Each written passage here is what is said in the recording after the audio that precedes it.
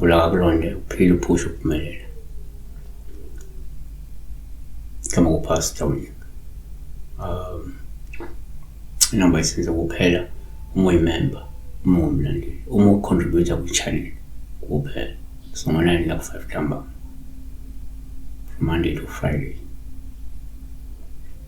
Khanyisa mchika okuphokisiswa wakho washona ingane akabingelela kacela.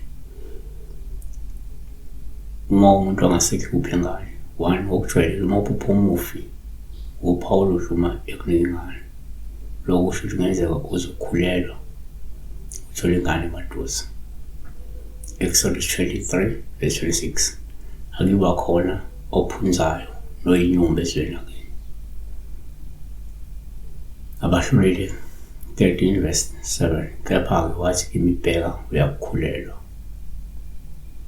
2. Kuyenzeka uma uphupha umufi uPaul ukhuluma ngane.